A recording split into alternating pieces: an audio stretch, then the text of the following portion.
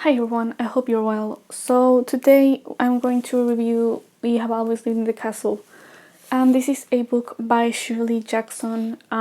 It seems that her life really mirrors this novel. It actually reminds me a lot of the Addams Family movie, the full color one. I don't really remember what year it was, but it reminds me of that a lot because it has the same element of this odd family and someone else going in and sort of disrupting the logic of the family. But of course the tone is completely different. This is kind of a mystery, I guess you could say, and that is obviously a comedy. So as always, my first point is writing style, and this is probably the strongest point. It keeps the story really concise, but it also gives a connotation and a meaning to everything that happens in the story, including the objects that have sort of a role in the story. And the narration really makes use of the fact that it's first person because it feels really intimate and personal. It feels like a real person is telling you about their interpretation of something that happened, as opposed to just feeling like, someone telling a story in a completely neutral way, or a way that we are supposed to believe is neutral. And we know her feelings on the narrator's feelings on what's going on, but we're also given enough to make our own interpretation of the things that are going on. My second point, so for writing style, it's going to be a full star for that. I think it's probably the strongest point of this novel. My second point is storyline or the plot, and this I do give a half star. Obviously it's a really short story, so it's kind of hard to want to more of it, but at the same time, the story is very short. There's not much to stretch from it, and fortunately the author doesn't stretch things too much. The story is really as short as it deserves to be, or rather, the novel ends up being as short as it deserves to be. What kind of, I don't think is a good point or a good thing for this book is the fact that there's sort of a plot twist that goes on in the story, and I think it kind of weakens the story. It makes it seem like, oh yeah, of course it was that way, because I'm not going to really say the twist, but I will just say that it would have been much more interesting if the twist hadn't happened, because the twist was just kind of like giving you the obvious answer that at the beginning I thought that it wasn't, because you're made to believe that Constance is the person who killed the family. This isn't really a spoiler to say, by the way, I would say. You would need to believe that Constance is the one who killed the family, and that's actually more interesting because you look at her and she seems like a really level-headed person, and that is a question that is obviously not answered because of the plot twists, and it would have been more interesting if the plot twist hadn't happened. For the characters, I give it half a star again.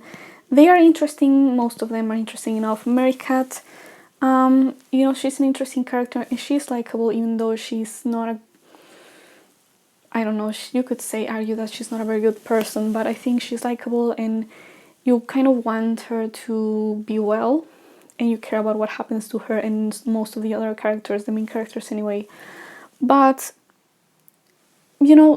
they kind of fall into archetypes, I would say. She is interesting, the narrator is interesting, but she ends up being sort of the opposite of her sister Constance, and they feel sort of like they're not super one-dimensional, but they also don't feel super fleshed out, at the point in which you would say that they are completely feeling like real humans.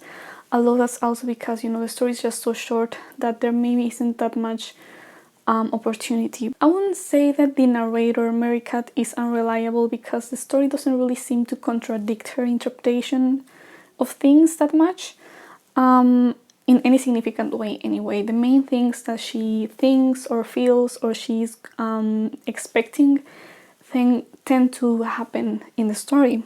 So it feels like the story is kind of giving her too much credit, although it is also, her narrating and stuff. So there were some insinuations that she was a ghost or something, but I don't really think that applies because people were talking to her and a lot of characters stuck to her directly as if she was alive, and I don't think that it really holds much water, the theory that she's a ghost or she's dead or something.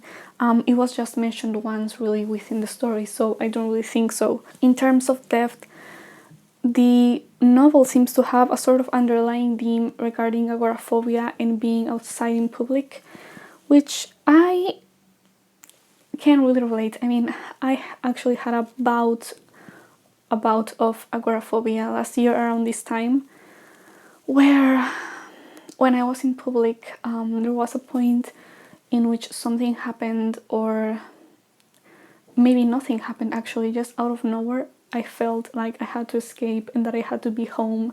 I had to get home as soon as possible, and that I was somehow in danger, or that I was about to be the object of something bad, or something embarrassing, or something, something bad. And what happens near the beginning, or in the first third or so in the story, is very similar to what I was experiencing. Not exactly the same reasons behind it, because it's more like she and the whole family was hated by the whole town, and everyone stared at her.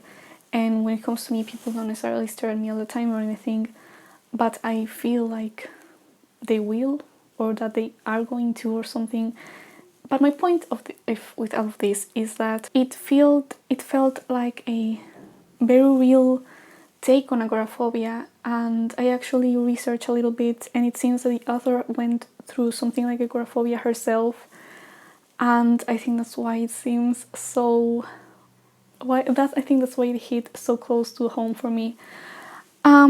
However, I give it a half star because my main problem with this story is the fact that there are some questions that are not just unanswered. It's more like there's no semblance, there's no sign of anything like an answer in the story. Some questions are just kind of mentioned and then dropped. Mainly the fact that you might want to know why she would want to kill her family, right?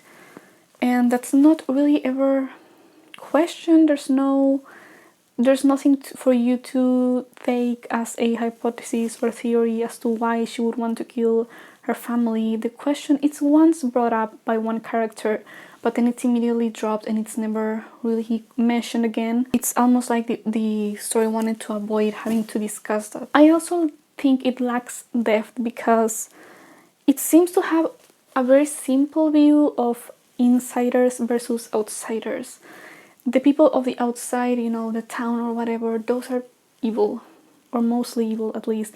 Whereas the people from the house, the main characters, the three main characters, the narrator, her sister, and her uncle, those were the good people. But that's pretty much it, where it ends for good people, everyone else sucks. And I just think that kind of, it's a little too simplistic, don't you think? I mean, especially because when I was researching the author and her life, there seems to be a point in which she was actually being really strongly controlled by her husband. I'm not sure whether he married or not, I don't really remember. But the man that she was living with was kind of being really controlling over her life. And I think that's actually very interesting because this is actually her last novel that she ever wrote. And in this story, it seems to you that outsiders are the people who are evil, and people who live with you are the only ones who can really have your back. And I think we know that that's not really the case. That's a bit too simple. But of course, again, in terms of being simple, I guess I can forgive this story because it's so short. It's only going to tackle a couple of themes, and it's not going to take the most complex. It's not going to give you the most complex take on it. So I understand that, but I do give it a half a star for depth for that. I do like the fact that at the end it does seem to have a bit of hope. And that's also one of the main reasons why my personal feelings, which is the last point, I give it a full star. I actually really enjoyed reading it. It was very fast, but actually it was also very entertaining. I really cared to know what would happen to the characters. And even though I found some of them kind of bland, or kind of like archetypes or stereotypes or something, I did want to know how it would end. And at the end, I really enjoyed it, especially, like I said, the writing style. And in general, I do think it's a very good read. If you want to read something that's, I guess, gothic, or something that feels claustrophobic, as some people call it, when a story takes place mostly just in just one place, but I would say this is more agoraphobic than anything else. And so the full rating for this is 3.5 stars, which I would say is pretty positive for me. So I do think it's a very good story that is worth reading. And yeah, that's my take on this book. I would like to know what you think of this, so tell me what you think of the book if you have read it down below, and I will see you in the next one.